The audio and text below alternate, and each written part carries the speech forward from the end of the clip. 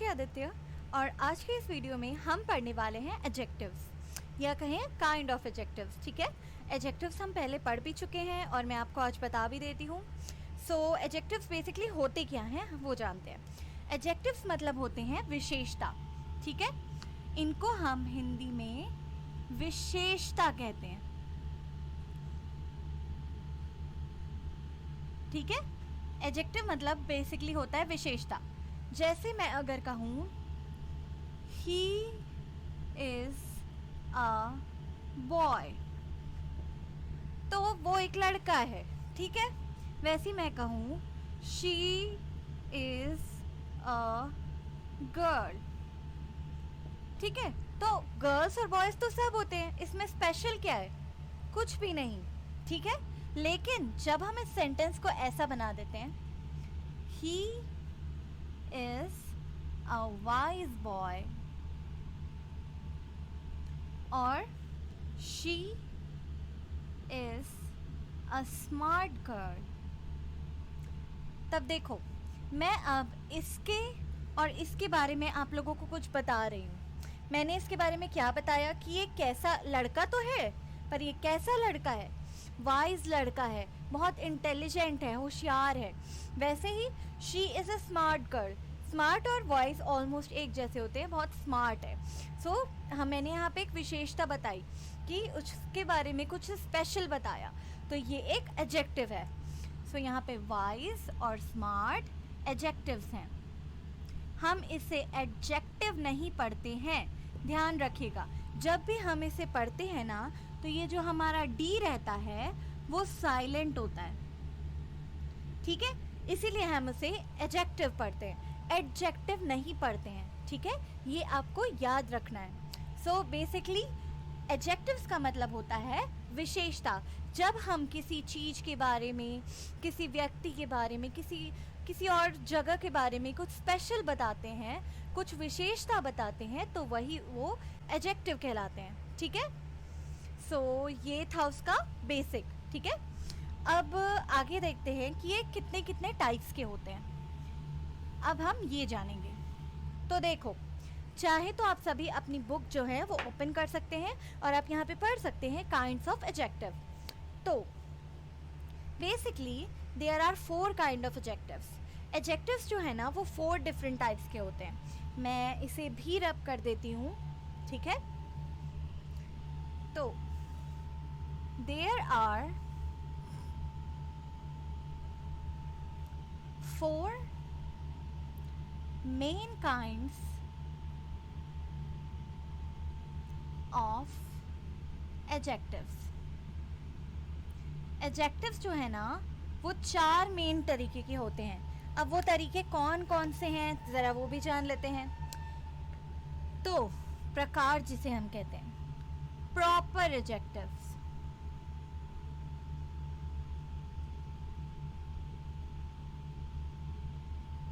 ठीक है, ये ना यूजुअली वो कहाँ है, मतलब वो कोई आदमी जो है वो कहाँ का है, ये बताने के लिए हम इस टाइप के एडजेक्टिव का यूज़ करते हैं। जैसे अगर मैं कहूँ इंडियन, ऑस्ट्रेलियन,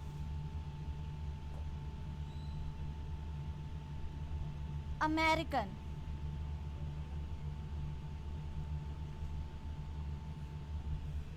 ठीक है। वैसे ही अगर मैं कहूँ पंजाबी,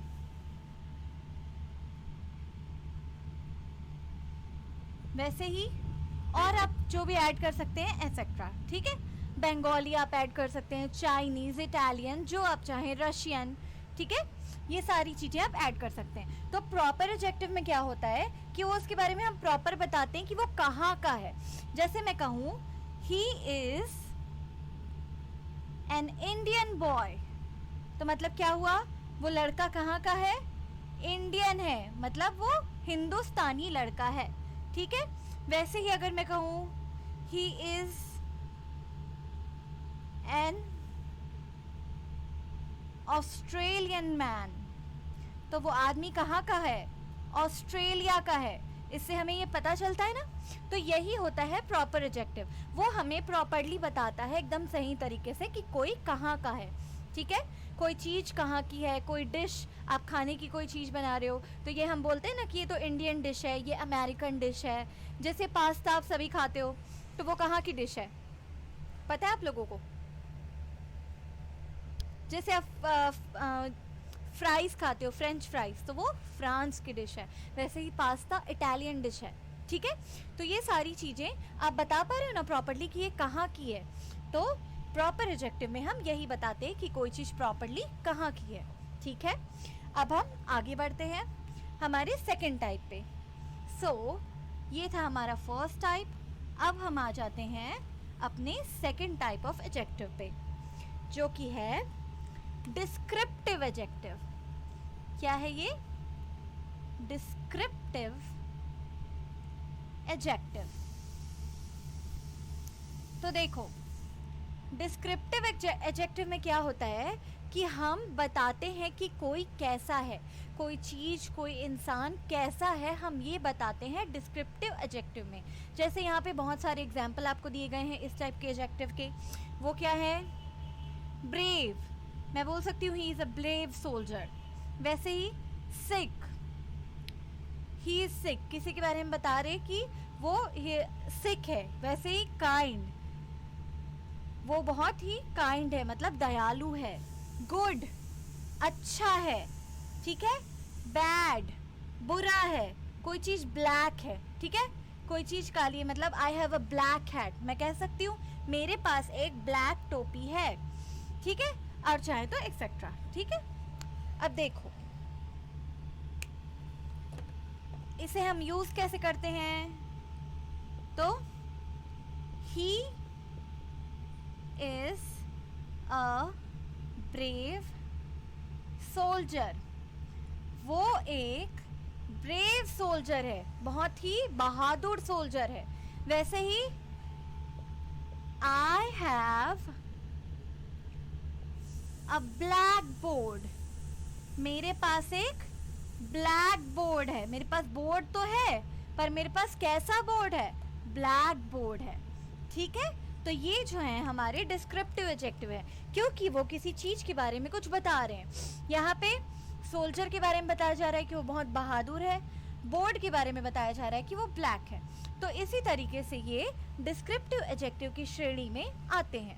ठीक है, अब मैं इसे रब कर देती हूँ, फिर हम आगे कंटिन्यू करते हैं। ठीक है, सो अब देखो आगे थर्ड है क्वांटिटेटिव एडजेक्टिव्स। जो एडजेक्टिव हमें क्वांटिटी बताते हैं, मतलब कोई चीज़ कितनी है, उसकी मात्रा कितनी है, वो हम क्वांटिटेटिव एडजेक्टिव्स उन्हें ही कहते हैं। ठीक है, जैसे पहले तो थर्ड लिख देती हूँ यहाँ पे कि ये है क्वांटिटेटिव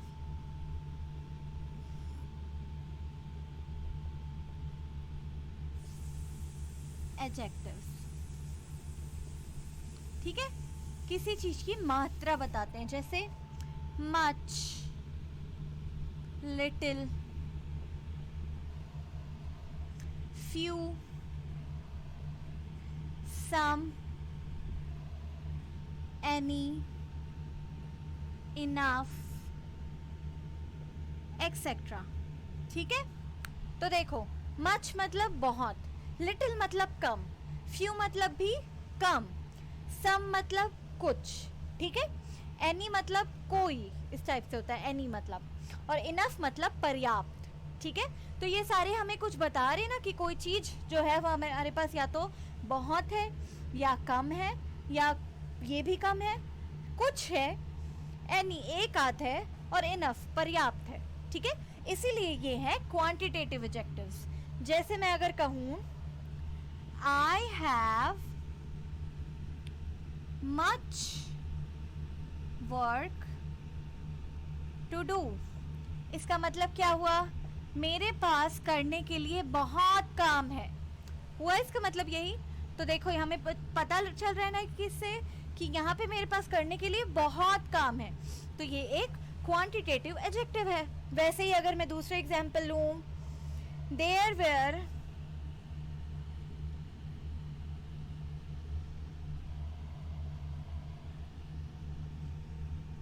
a few boys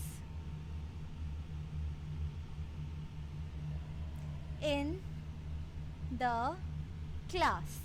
ये वाले few के मतलब होता है जब हम सिर्फ few यूज करते हैं ना, उसका मतलब होता है ना के बराबर।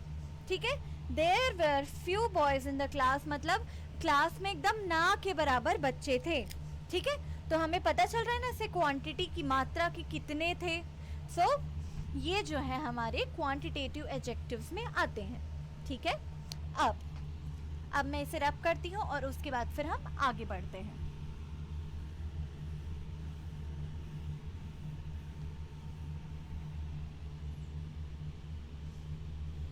तो देखो, फोर्थ है न्यूमेरिकल एडजेक्टिव्स। नंबर जो बताते हैं उन्हें ही हम न्यूमेरिकल एडजेक्टिव्स कहते हैं। ठीक है, न्यूमरल एडजेक्टिव्स, न्यूमरल एडजेक्टिव्स जो नंबर बताते हैं ना, वही न्यूमरल एडजेक्टिव्स कहलाते हैं। जैसे मैं कहूँ आई हैव वन पेन, तो मैं पेन के बारे में क्या बता रही हूँ कि मेरे पास एक पेन है।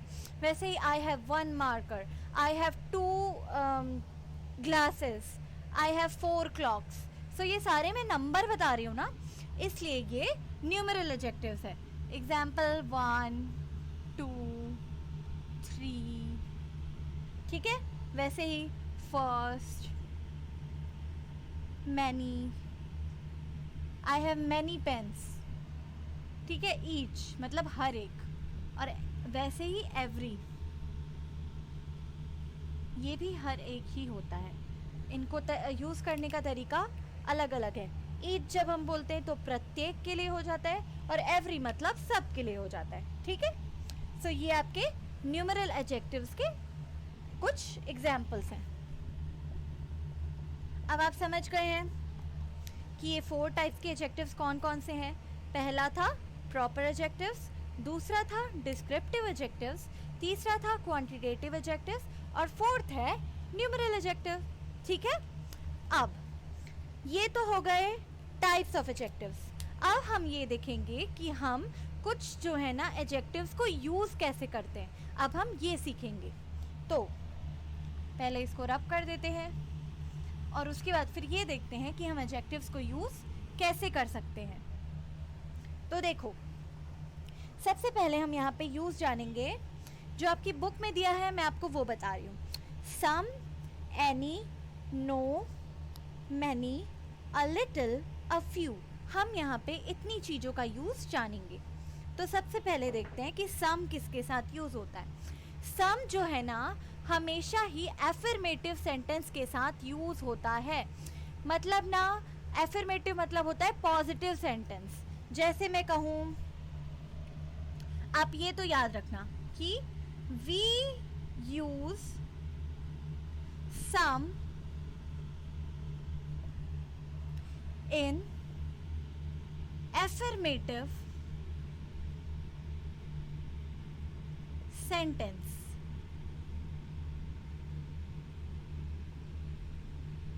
हम सम का यूज कहाँ करते हैं? एफर्मेटिव सेंटेंस में करते हैं। एफर्मेटिव सेंटेंस मतलब पॉजिटिव सेंटेंस। जैसे कि मैं कहूँ there are some pens in my pen holder, मेरे पेन होल्डर में कुछ पेन हैं। तो मतलब क्या हुआ कि मेरे पेन होल्डर में पेन्स तो है ना, तो ये एक पॉजिटिव होगा। जैसे आप मेरा पेन होल्डर देखो, ये देखो यहाँ पे आपको पेन दिख रहा है। ऐसा तो नहीं है कि यहाँ पे एक भी पेन है ही नहीं। अगर मैं निकाल दूँ इसमें से सब, तो अभी पेन है क्या? नहीं है। तो जब मैं इसमें डाल देती हूँ, मतलब जो मैं बोल रही हूँ वो सही है ना, कि there are some pens in my pen holder. तो सम जो है हम हमेशा एफर्मेटिव सेंटेंस के साथ ही यूज करते हैं, पॉजिटिव सेंटेंस। एग्जाम्पल हो गया इसका, there are some pens in my pen holder. ठीक है, वैसे ही अगर एक और एग्जाम्पल मैं ले लूँ तो there is some milk in the pot, there is some milk in the pot. मतलब जो आपका जो पॉट है उसमें कुछ मिल्क है उसमें मिल्क, इसलिए हमने यूज किया है there is some milk in the pot, pot में कुछ मिल्क है। अब दूसरा देखते हैं एनी। एनी का यूज हम कहाँ करते हैं, तो देखो we use any in questions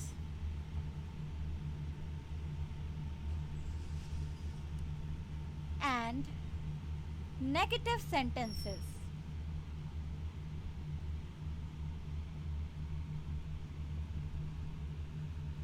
हम एनी का यूज कहाँ करते हैं, अगर कोई सेंटेंस ना क्वेश्चन है, जिसमें क्वेश्चन मार्क लिखा हुआ है, जहाँ क्वेश्चन है उसमें हम एनी का यूज करते हैं, या फिर कोई सेंटेंस नेगेटिव है, मतलब नॉट वाला सेंटेंस है या फिर नो वाला सेंटेंस है, तब हम एनी का यूज करते हैं। आया समझ में? या तो वो क्वेश्चन वाला सेंटेंस हो या जो है नेगेटिव सेंटेंस हो, नो और नॉट वाला, तब हम उसमें एनी का यूज करते हैं। जैसे अगर मैं आपको एग्जाम्पल दूं तो ये हो जाएगा,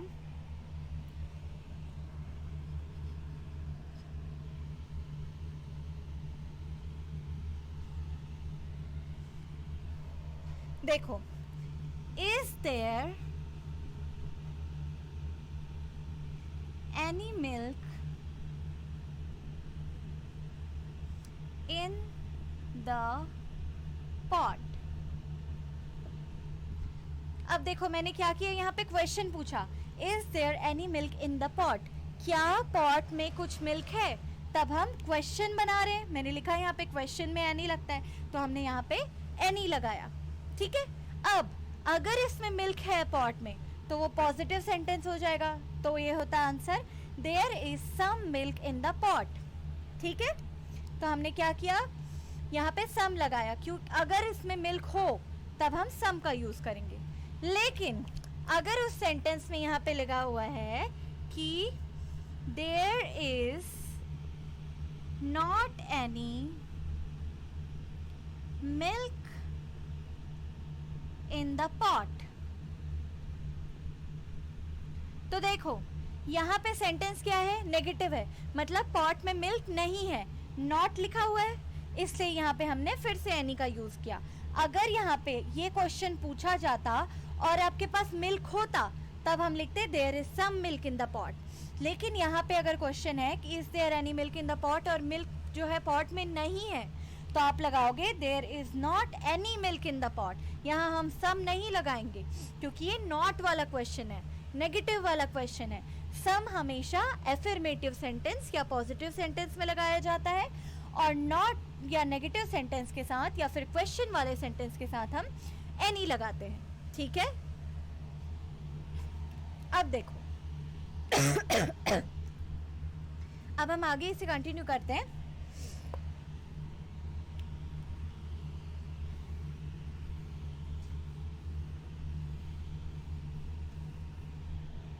तो अब हम जानते हैं कि नो, हाँ अभी हमने क्या देखा, नॉट एनी देखा। नॉट एनी हम कैसे यूज करते हैं हमने देखा, नॉट एनी की जगह पे नो यूज किया जा सकता है। We can use not any, sorry,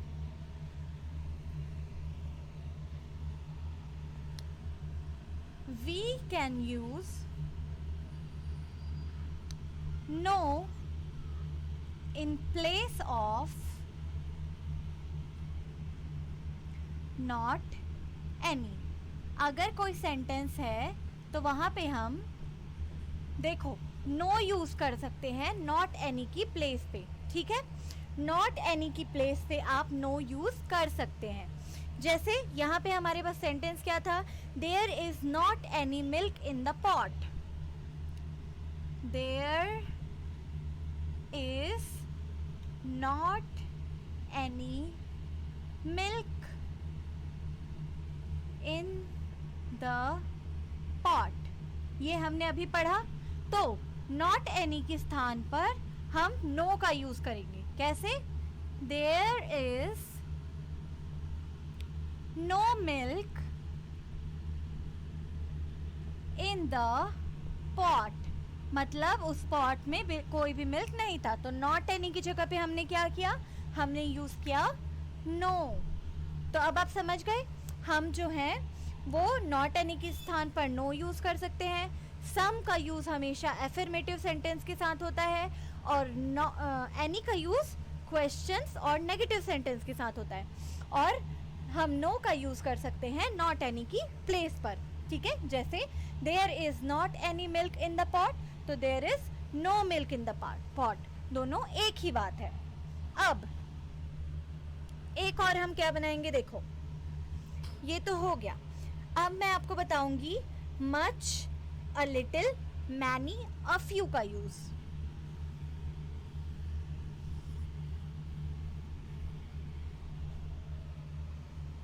जैसे सबसे पहले कि we use much and a little, क्या के साथ यूज करते हैं, तो विथ अनकाउंटेबल।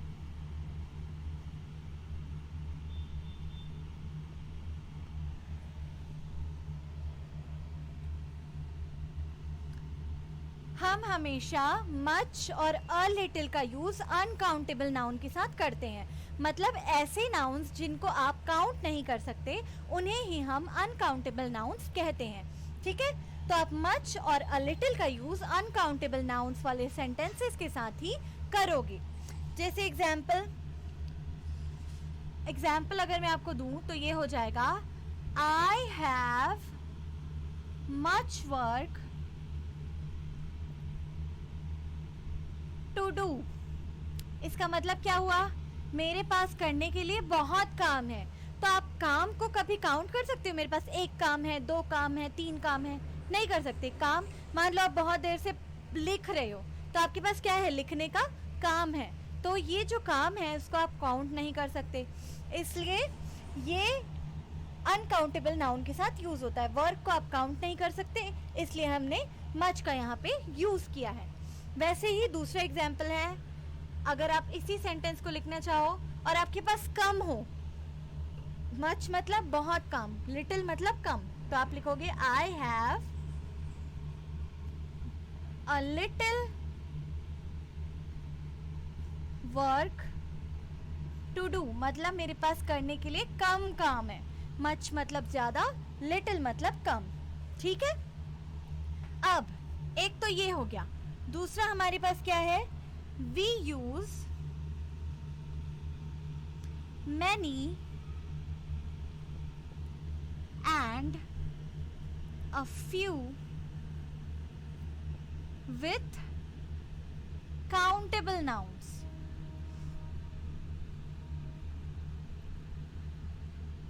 हम मैनी और फ्यू का यूज किनके साथ करते हैं, काउंटेबल नाउन्स के साथ, जिनको हम काउंट कर सकते हैं उनके साथ ही हम मैनी और फ्यू का यूज करते हैं। जैसे एग्जाम्पल आप बुक में भी देख सकते हो, चाहे तो यहाँ भी देखो, there were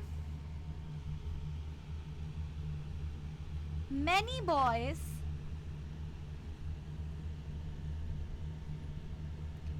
in the class. Many मतलब बहुत सारे, यहाँ पे आप बॉयज को तो काउंट कर सकते हो ना। जैसे अगर मैं आपसे कहूँ कि अपने क्लास में, आपके क्लास में कितने स्टूडेंट्स हैं, तो आप काउंट कर सकते हो ना। तो वह यहाँ पे यही बोल रहा है, there were many boys in the class, मतलब क्लास में बहुत सारे लड़के थे, तो हमने इसे काउंट किया, हम काउंट कर सकते हैं, इसलिए मैनी का यूज किए। अब दूसरा अगर सेंटेंस देखें, there were a few boys in the class,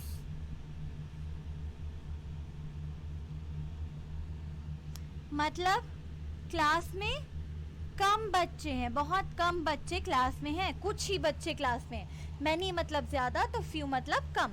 तो यहाँ पे देखो फ्यू अभी भी, लेकिन हम इसे गिन सकते हैं, है ना, लड़कों को आप अभी भी गिन सकते हो, इसलिए हमने यहाँ पे फ्यू का यूज किया। तो मच और लिटिल का यूज हम कब करते हैं, जब हम अनकाउंटेबल नाउन्स हमारे पास होते हैं और मैनी और फ्यू का यूज़ हम तब करते हैं जब हमारे पास काउंटेबल नाउन्स होते हैं। ठीक है, अब एक लास्ट डिफरेंस मैं आपको बता देती हूँ।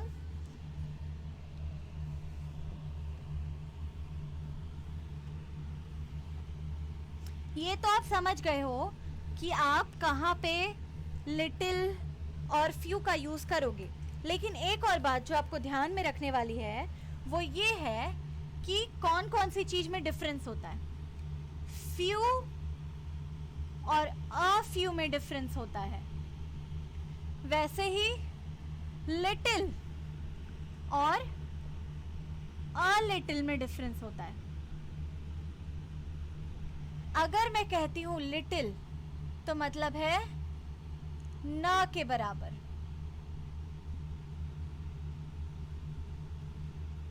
यह मतलब लगभग नहीं, और फ्यू मतलब होता है कुछ।